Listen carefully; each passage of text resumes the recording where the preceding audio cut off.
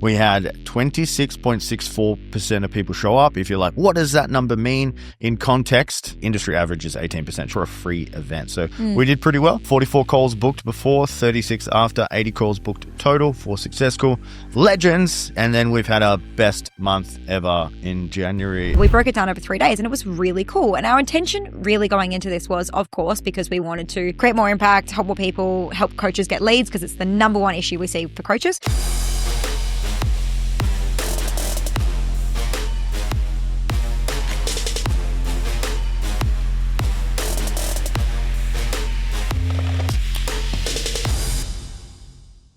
Welcome to the Success School podcast. Today we're in a studio. We had a little mentee bee just before, so this is our second episode. We've recorded 84 four times now, so we're actually on 84 version 4. So thanks for being here, guys. If you like the look of the studio, let us know. Steph's had a few tears, so we'll see how this one goes. Steph, how you feeling? Yeah, we've had a bit of a mentee bee today. It's not always easy being a podcaster and being like this personal brand with all this pizzazz and, shebang. I've embarrassed ourselves in this podcast studio. Dude. The producers think I'm a fucking fraud. Yeah, no. I was the worst podcaster of all time. So we have to say what happened because I feel like it's relevant. Jesus Christ. We're testing being in this podcast studio. And we just weren't expecting it. Obviously, when you're in a new space, new energy, like it's a bit of a different feeling. Yeah, we had two dudes in the corner. But then we got here. So we're already a little bit like, I don't know, I guess maybe uncomfortable naturally because you're in a new location. Things are a bit different. You got to learn the lay of the land. There's a lot of tech in here, right? And then they close the door and they're like, oh, we're going to stay for the episode. And Tim and I are like, oh, we've never done a live episode before. So different. And honestly, we weren't that prepared. We've been busy, which we're going to go through today, why we've been so busy. It's good busy, but we've been busy.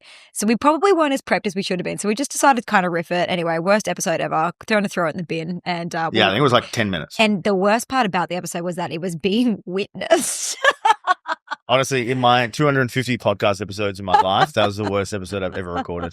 And that was worse than my first ever podcast episode. Oh, no. And someone was watching me. Someone was watching. Dude, so I'm embarrassed, man. Shout out to the Podwave guys. You guys are great. That was not our best moment. Forgive us. So my personal update, I spoke about it last episode, but this episode, it's becoming fruition. So last episode, I spoke about the fact that I'm committing to 8 new hobbies. And I said that cooking was one of the first ones I was getting into. This weekend is the first cooking episode of my life. I feel like you should have done this like 10 years ago when we first got together. Started cooking. I had to go through the trial runs for 10 years. Yeah, I've been a really bad cook as well. There's been some stinkers. I can remember that one in Dinella in our house. Yeah. You try to feed Dan and I, and we were both like, oh, can we order something?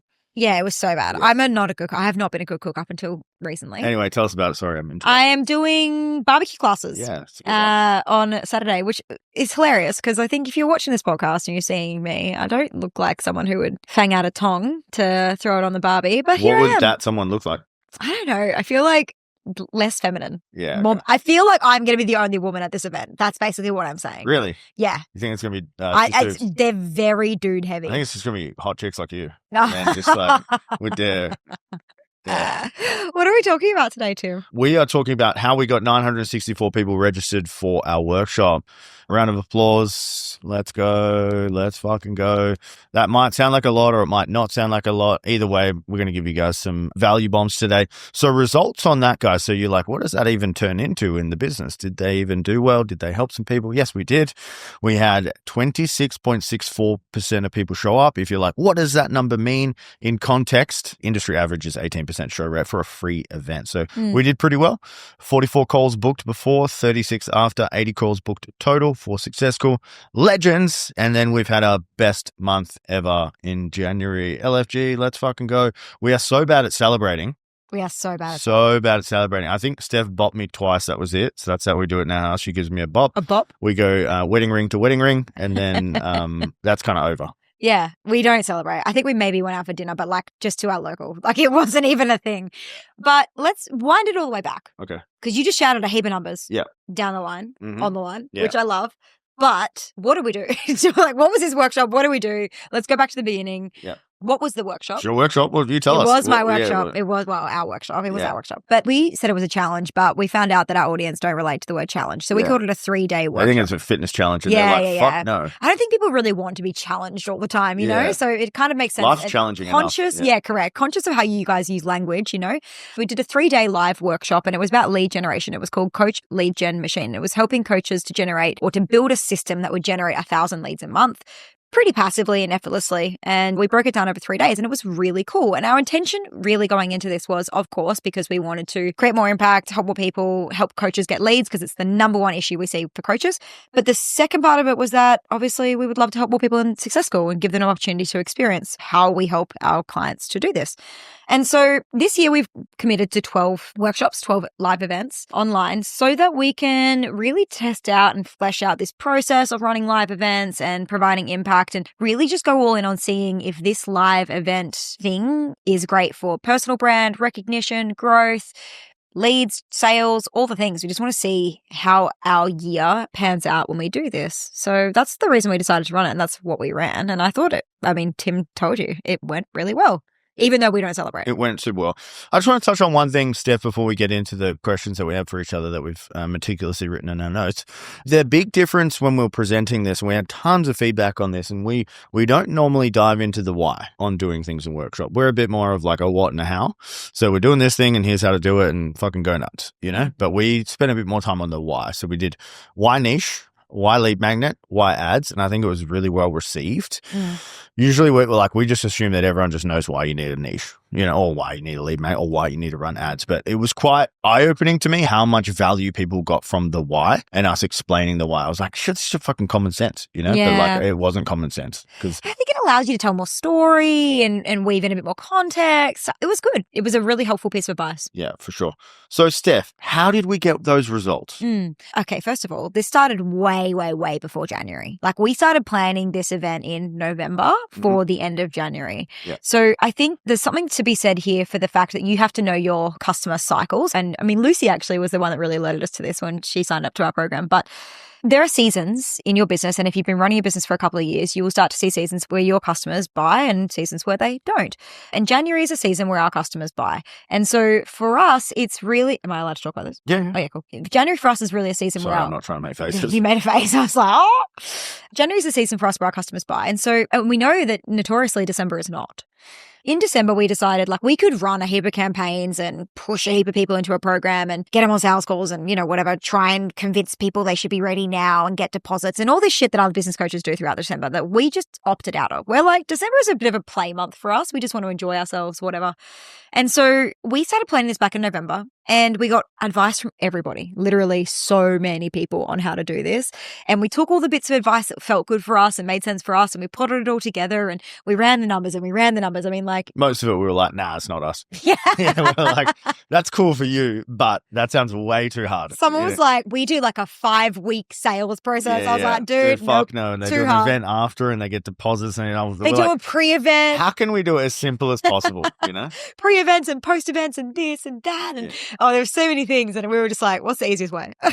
Run workshop, do good stuff, sell people stuff. Yeah. So, you know, we had a lot of input, a lot of thought around this before we even press go on it. And then January's a fickle month because you know it's going to be a good month, but it doesn't start until quite late in the game. And so the registrations and stuff did take a little while to start really kicking in. So we started to be like, oh, I wonder if we're going to get to it. We didn't hit the numbers that we thought we were going to hit from a lead generation perspective for ourselves in terms of like we thought we were aiming for more. 1,800, yeah. 1,800. So we got halfway or over halfway. But at the end of the day, it was perfect. If we'd had double, we would have had a problem. We would have had actually a really big problem in terms of onboarding clients into Successful. So how did we do it? We planned it really far in advance. We got a lot of advice from a lot of people who have been running them. We distilled that advice to make sure that we were still ourselves and still did things that made sense for us. And then we went balls to the wall. Yeah. Absolutely balls to the wall. Everywhere. How much did we spend in ad spend? Yeah, $18,000 in ad spend. Cost per lead was like $19, which is double what I thought. So overall, it did half as well as I thought it was was going to do, and it cost double as much. So, so 4 times as bad as our initial observations, but the end result was still what we wanted. Yeah, of course. So Absolutely. we've underestimated how well we do on the back end. Yeah, we definitely converted more clients on the back end than we were expecting. Yeah, and which means our workshop was killer. Yeah, which means the workshop was great, high value, good job. And so, yeah, it was really awesome. So, Tim, on that ad spend, what did the marketing strategy look like? We kind of went into this thinking we're just going to go balls to the wall with ads. And then we went balls to the wall with ads and the results were not what we thought they were going to be. So we had to like quickly pivot with that. So ads and email were the main strategy. Ads got up to about $1,000 a day. I was running like 25 different creatives, 3 different copy variations, all these different types of ads. It was nuts. I think we had like 60 or 80 different ad sets running at one time at the peak. It was nuts. And Steph was like, how's the ads going? I was like, you don't even want to know, dude, like how the ads are going. It was mayhem back there. I was trying everything. I was pulling fucking tricks out of my pocket. It was nuts. And we're running an email campaign. So we did 3 emails week 1, 3 emails week 2. And then in the final week, we did 7 emails, which was like the Frank Kern method, which was like just really short emails, call to action, and then book. And then we had a couple of podcast ads that you guys heard about, which were pretty good. Podcast was less effective than I thought. And then the surprising one, the one we shit on so much, Steph, was organic. Actually did super well. Our organic got us quite the ways, yeah. I reckon it probably got us like almost 50%. Yeah, almost 50% yeah. But it's interesting because, yes, it got us 50%. I spoke about it every day. Yeah. So for the 3 weeks that we... To yourself. What do you mean? I didn't see it every day on social. I did. I talked about it every day. Yeah, okay. Outside of the podcast episodes and the podcast, I talked about it every day on my stories or every day on my feed. Every day, except Mondays. Except Mondays. And weekends. Mondays off, doesn't Mondays count. and weekends. No. So I spoke about it 4 days a week. Yeah, okay. Every day. 12 times. Yeah. It's interesting. You said that podcast wasn't as effective. It's hard to measure because they could have already signed up. Like, surely people who are listening to our podcast are also in our emails. Yeah. You know. Unless they unsubscribed and then they're like, I didn't get the fucking email. Oh, you guys, please stop unsubscribing. Yeah. I think that organic was I think you need both. I think that was a big lesson for us this year, was that you need a mixed strategy. You can't just be all ads or all organic. For sure. So, Steph, what did we learn from, or what did you learn from it? We'll start there because you'll probably just ask me straight after this. Yeah. What did I learn from it? I learned that it has to be a multi-strategy, especially if you're going to get like thousands of registrations. It needs to be a mix of your warm audience, cold audiences, like new audience, so paid, organic, email, podcast. And you really have to try and get across the board as many as you can. I learned that 3 days is a lot. Yeah. 3 days was heavy energetically for us. Yeah. Not helpful that we went out the weekend before. Yeah, we did. 3 days was energetically heavy, especially because we still coach and we still, have Success School and all those things. So I don't know about doing another 3-day event, although the results were great. So it does kind of feel like we should do it again. And I learned that, and this might be selfishly, I think that we're really good coaches. I feel like, no, because people were like, oh, I'm really getting this. Like, thank you so much for just simplifying this for us. I do think that our way of teaching is a really simplified approach. And it was really nice to have that validated, I guess, for sure. Selfishly. Yeah. What did you learn? Yeah, it was interesting. We haven't run something on this scale. So we had like 260 people on live with us at one point, which is nuts. So the chat was just going nuts. And then I just remember he's not the best on Zoom on a good day. Yeah, I remember one particular moment where I started talking about AI and then someone wrote, what about the water consumption that AI uses? And I was like, oh my God, I couldn't filter for this before we come in here. It's like these rogue comments of people just like kind of throwing out complaints, which is super random. And I was like, we just don't get this in Success School. So it caught me off guard. And I was like, what the hell? There's like a negative comment in here on someone with AI. And then I was like, it kind of rattled me a little bit. So it was just a little bit of like the shock factor of like what I learned. I was like, I couldn't really prepare for that because I haven't done it before. Also, like, what did I learn? I was like 260 people live on a workshop is nuts. Yeah. Like mayhem. We need a whole team in there. Yeah, we need a full team. It was just me and Steph. I was like, day one, Steph was like, hey, Tim, can you check the slides? I'm like trying to let people in. I'm trying to mute people. Their chat's going nuts. She's like, what did so-and-so say? I'm like, I don't even know what day it is in here at the moment. I can't keep up. I had like 9 coffees and I couldn't even do anything. Like it was mayhem, man. On your day, on day 3, I remember you were just like riffing and you would throw a question to me and I was so absorbed in just managing the chat. Yeah. That I was like, what did you ask? Like, I couldn't even comprehend what we were talking about. Like, It was a lot. Yeah, it was, which is so fun. Like, it was so fun. What else? I learned that we probably shouldn't go to a D&D festival the 2 days before, so Yeah. that was a bit of a negative for us. So we went to Culture Shock 1991 Yeah. at Metro City. Yeah. Steph's first D&B event. Had such the a night great of our time. life. Night of our time. If you're on YouTube, we'll say had the have a look at 2-day the night of photo. our life. Yeah. Because it was just a really long weekend. Yeah. And then we had to present this workshop and give it our all. Yeah. Which was huge. Yeah. I was concerned. Tim was like, we're going to go to Culture Shock. I was like, babe, we've got our presentation on the Monday afterwards. And he was like, nah, you got to live a little, you know? We nailed it. Yeah. I think like what I did learn is the DM conversations have been epic, and I've loved talking to every single person that's been on there. That's been great. It was just such a connection piece to kind of bridge the gap, because like people have seen us, obviously these people have seen us on a podcast or a video or whatever it is, but actually like having that interaction is like a new level of connection with someone, which was incredible. And I think maybe a lot of coaches, consultants, service businesses, like if you could do a workshop, you could do a challenge, you could do a presentation, you could do whatever it is. It's just like the next level of connection you could get with your prospects. And I think it's incredible. I'm like kicking myself in the head, like with my short legs, and wondering why we didn't do this sooner. Yeah. I'm like, what the fuck have we been doing? And like we did it, but we did it shit. Yeah. Like we half-assed it. Yeah, we half-assed it. And I think, nothing good comes easy. And so, it wasn't the simplest and most easy thing to do, but the benefits have been huge. Like I have felt so connected to our audience. I felt so connected to our clients. I have felt so connected to our team and everybody that's been involved in it. It's been a really nice thing. Yeah. So I loved it. It felt so nice to kind of give back as well, just so we can keep it like super tactical. If someone was going to run a workshop, let's say, give yourself some time, guys, like plan this properly. Yeah. But let's say in 2 months' time, somebody was planning on running a workshop. Yeah. What would you say are like the absolute must-dos? And like, let's say there was top three must-dos marketing-wise. Each? Are we doing top 3 each? Just top 3 full stop. Top 3 to full stop. Like what worked the best? Like maybe it was a type of ad set, maybe it was a type of post, maybe it was an email. Like what do you think? Okay, let's go. So the top one, it has to be outcome-based and actionable, okay? So you can't be like, workshop to feel better. Like it's got to be a bit more specific. Like ours was okay. I'd give it a 6.5 out of 10, like Coach Lead Gen Machine. The title of it, you kind of know what you're going to get, but then the subheadline was like generate 1,000 leads or whatever it was. Like that's pretty good. Like you know what you're going to get. Like when I've seen people do workshops, they just do something super vague, like feel better, like have more energy, like woo, like thumbs up, like it's got to be super specific. And then once you have it, obviously you need to deliver that. Number 2, the most effective email strategy that we've ran was the 7-day sequence. I think we got like 180 opt-ins from that, which is massive. And what a 7-day sequence is, 7 emails in 7 days. And if you're thinking of that and having an aneurysm right now, I would implore you to do it because it is quite scary, but obviously like the results are incredible from that. So 7 emails, they're really short, sharp, like, hey, do you want this thing? Click the link. The next day is basically the same thing, just written differently. So it's basically 7 of the same emails written slightly different with slightly different subject lines. And then we sent that out, 180 opt-ins just from like that sequence, which is fucking nuts when you think about it. And then lastly would be just to combine the organic and the paid together and don't just neglect one. So if I were to do it again and I'd do a big challenge like we did, I would go full court press, I would go ads every day, and I would go organic every day, and I would drive everything at it. I know Steph said she did organic 7 days a week, 4 days a week, but I would probably do 7 days a week in full. Steph, anything I missed? No, but I do think it's interesting. So we advertised for 3 weeks. Yeah. Yeah. At what point did we get the most signups? Second week. The second week. Interesting. So 3 weeks out, people were still, it's January, so it's a bit of a weird time. Everyone's right? like first week of January, everyone's like, I don't know if I want to like go to anything. I'm just like, I don't even know if I want to go back to work yet. Second week, I think they're starting to gear up. First week was not good. Not as good. Yeah, totally. So knowing that, would you change anything differently about that? Like, what are you doing differently for our February workshop?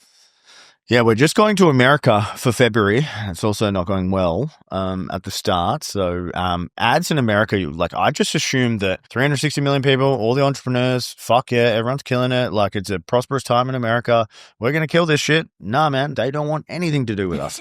So we have no like. Yeah, there's like $100 cost per lead. It's crazy. Yeah. So that's not worked well. So I just flipped on the old trusty Australia. We got $6 leads again. Let's go. $6 registration. So what I would change next time, probably nothing, to be honest. I'm not going to put that much effort into just a 1-day workshop. We're not going to need as many people on there. So I think we're just going to run ads, email, and some organic on there. Yeah. And I think, guys, one thing that Tim and I, we're really big, and we really implore you to do this because Tim and I are really, really obsessed with just getting the data. So we're going to keep as many things the same as possible for the 1-day event as we are for the 3-day event so that we can see what worked and what doesn't. Because if you change too many variables, you don't know what works and why. So, I think that sometimes people can be like, oh, I didn't get the results I want. I need to change everything. But more often than not, you just need to make a few little tweaks and see if it works and then go again and go again and go again. And most people I know that are making big money off the back of webinars and events run them for like 12 to 18 months before they even start making real, I'm going to talk about big money. We're talking about like $5 million a year businesses. Yeah. Before they start banking in really big on the back end. The first time you do it, it's not going to be perfect. Like chill the heck out. Try again, try again, try again. You get better and better every time. I know someone's thinking right now, like, I'm not going to get 964 people on a workshop. Should I still do it? And I was literally speaking to this 2 days ago to a client of ours, and she was like aiming for 100, and she was like, oh, it's not going to be. What would you say to someone like that? Yeah, I was chatting with a client this morning who had 36 people register for her workshop. She had 4 people show up live. She still made 2 sales. Let's go. 50% sale rate. Like, it's better than us. That's absolutely. And she's still going to be able to reach out to those people, and she's still going to be able to follow up and have DM conversations. She's still going to be able to invite those people to calls. They're still on her email list. Like, she's literally been doing this for like 5 weeks. So it just takes time, guys. Like my first workshop, I think I probably had like 12 people on. It just takes time. And like, you've got to be okay with being in the beginning phases. Like, you've got to be okay with being at the start, And it doesn't matter. It literally doesn't matter. But the more touch points you can have at the beginning, and especially in the know, like, trust phase, if you are a newish business, or if you're newish in terms of you haven't been that public with your business, or you've relied a lot on referrals and stuff like that, so you're still building your brand, I would highly recommend running them. Like, it's such a good gameplay. So, Steph, do you think it's beneficial for coaches, consultants, service businesses to run workshops, challenges, that kind of stuff? Yes. Yes. Okay, cool. I would do it. Why? I think it's easier than calling the leads. Damn. Laura Hagen is... Yeah, she'll be loving that. She'll be loving that. I think it's easier than calling the leads. I think you have to do something. Yeah. Guys, you have to do something. I don't care if you call the leads or you don't. Yeah. I don't care if you hammer DMs and you become the king or queen of DMs. Like, we have some people who crush in DM, and that's their entire sales process. We have people who crush LinkedIn. I don't care what your thing is, but just do it all the way in, and you're not going to get a result the first time. So it's going to take some time, Yeah, guys, do it all the way in. Steph's advice, yeah. Hashtag do it all the way in. Guys, just an important announcement here, guys. Manifesting is so 2024. 2025 is about taking action. So if you're on the fence and you're not getting there, guys, take more action. Run a workshop. Do some shit, okay? Get crazy. Do it all the way in. Do it all the way in. All right, guys, we got some value on this very transparent episode. We told you all our numbers and stats. Should more business coaches be like this? Let us know. Send us a DM. There's a lot of bullshit in the business coaching industry, but we're giving you all of our stats right here on the Success School podcast. As always, guys, leave a like, comment, subscribe. We are super grateful for every single person that subscribes to this podcast. It was super cool on the workshop when some people were like, I love their podcast. And I was like, I don't fucking know you, but this is epic. Thank you so much for listening. Thanks, guys.